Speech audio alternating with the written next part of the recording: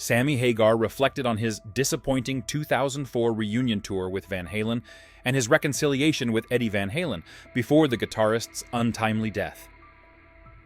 Despite their early successes, the relationship between Sammy Hagar and Van Halen ended far from ideally. The 2004 reunion tour was marred by substance abuse issues, personal conflicts, and on-stage incidents, making it clear that the reunion did not go as hoped. Hagar left the band after the tour, and bassist Michael Anthony was replaced by Eddie Van Halen's teenage son, Wolfgang, 2 years later.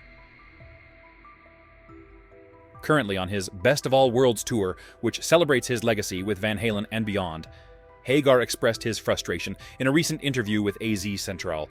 He admitted he was so disappointed and, honestly, hurt by the way that thing went down in 2004, adding, "I had hoped it would be an incredible new beginning, with us reuniting, writing songs, making great records, and being the biggest band in the world. Unfortunately, it didn't turn out that way, and it was very disappointing." However, he didn't dwell on the setbacks. Instead, he immediately returned to his band, the Waboritas, and kept the momentum going.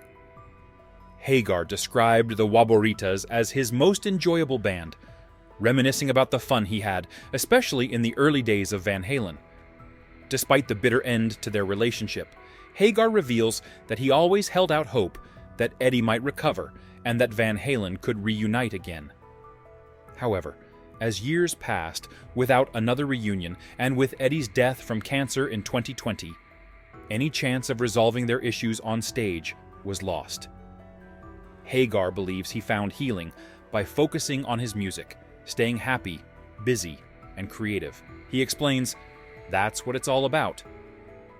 The 2004 tour deteriorated as it went on, and Hagar describes its final stages as a disaster. Reflecting on the last show in Arizona, he recalls, "Oh, yeah, when Eddie kind of lost it out there. He was in bad shape throughout the tour. It's a painful memory, but he was not well and was very self-destructive. That second night was such a mess, especially with how he broke down.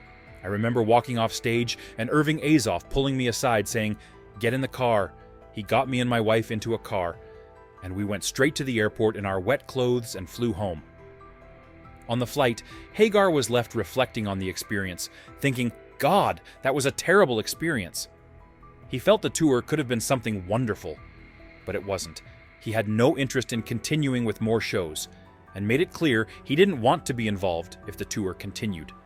And indeed, they went on to do something different. Reflecting on the past, Hagar acknowledges that both parties were at fault, but he wishes he had approached the situation with Eddie Van Halen differently. Back then, we didn't fully understand what Eddie was going through.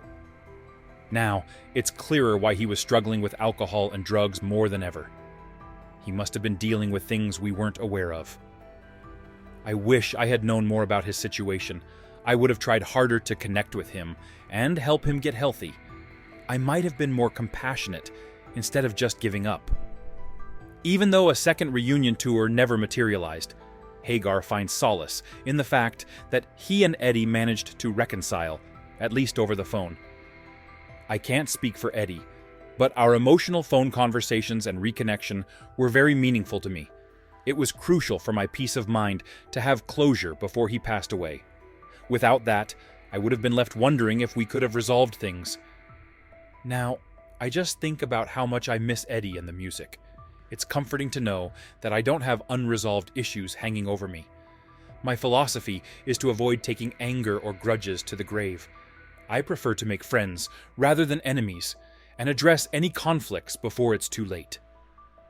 When I learned Eddie was seriously ill, I took the initiative to reach out. Although I initially thought he should contact me, I realized the importance of making the first move. That's how you handle these situations.